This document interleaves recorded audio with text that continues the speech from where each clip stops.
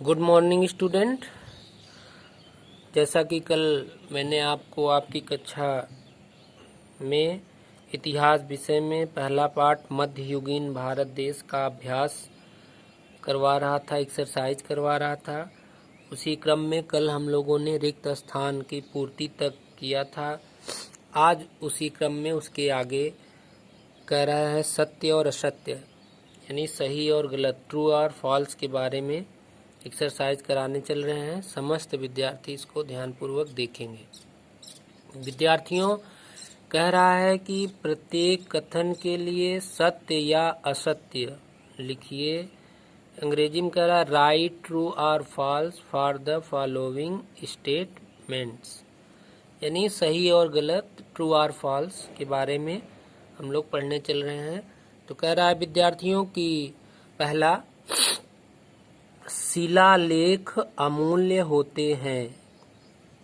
शिलालेख अमूल्य होते हैं क्योंकि इनसे हमें मध्ययुगीन युग में भारत की परिस्थितियों के विषय में जानकारी मिलती है। कह रहा है विद्यार्थियों कि शिलालेख अमूल्य होते हैं क्योंकि इनसे हमें मध्ययुगीन युग में भारत की परिस्थितियों के विषय में जानकारी मिलती है। हाँ विद्यार्थियों, सही बात है।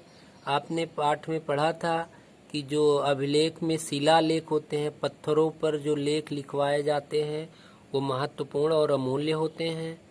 सही बात, इसमें आपने पढ़ा था कि इन सब के माध्यम से हमें उस युग के बारे में जानकारी प्राप्त होती है।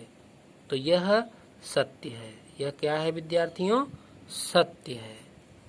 दूसरा, भारत के इतिहास को 6 भागों में विभाजित किया गया है। विद्यार्थियों, कह रहा है भारत के इतिहास को 6 भागों में विभाजित किया गया है। ये सही है गलत है विद्यार्थियों? गलत है। भारत के इतिहास को कितने भागों में विभाजित किया गया है? 3 भागों में। प्राचीन भारत, मध्यकालीन भारत और आधुनिक भारत। प्राचीन भारत, मध्यकालीन भारत और आधुनिक भारत, ये भारत के इतिहास को 3 भागों में विभाजित किया गया है।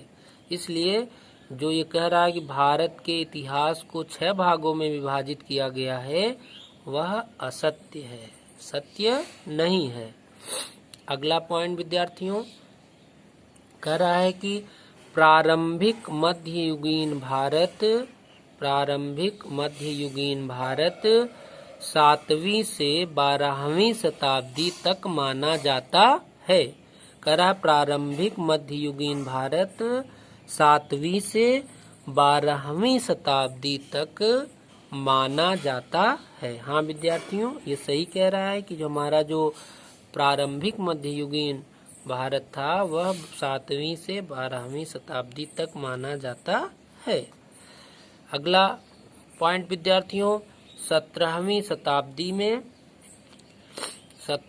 शताब्दी में पवित्र कुरान की शिक्षाओं को भारत में सर्वप्रथम प्रवासी तथा व्यापारी लाए। कह रहा है कि 17वीं शताब्दी में जो पवित्र कुरान की शिक्षाएं थी, उनको भारत में सर्वप्रथम प्रवासी तथा व्यापारी लाए। तो विद्यार्थियों, यह सत्य नहीं है, यह असत्य है, यह असत्य है। फिर अगला कह रहा विद्यार्थियों कि प्राचीन काल में कागज का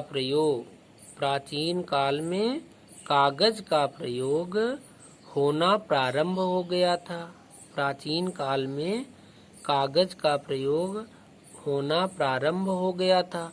विद्यार्थियों, ये प्राचीन काल में कागज का प्रयोग प्रारंभ नहीं हुआ था, बल्कि मध्ययुगीन में कागज का प्रयोग प्रारंभ हुआ था। इसलिए विद्यार्थियों, जो ये कह रहा है कि प्राचीन काल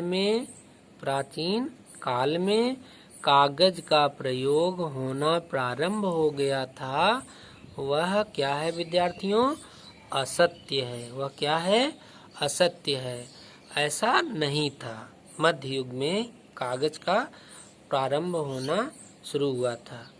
फिर से देख लें जल्दी जल्दी विद्यार्थियों कि पहला ट्रू एंड फॉल्स में पहला, शिलालेख अमूल्य होते हैं क्योंकि इनसे हमें मध्ययुगीन युग में भारत की परिस्थितियों के विषय में जानकारी मिलती है। यह सत्य है। दूसरा, भारत के इतिहास को 6 भागों में विभाजित किया गया है। यह असत्य है। तीसरा, प्रारंभिक मध्ययुगीन भारत 7वीं से 12वीं शताब्दी तक माना जाता है। यह सत्य है। चौथा, 17वीं शताब्दी में पवित्र कुरान की शिक्षाओं को भारत में सर्वप्रथम प्रवासी तथा व्यापारी लाए। यह असत्य है। अगला, प्राचीन काल में कागज का प्रयोग होना प्रारंभ हो गया था। यह असत्य है।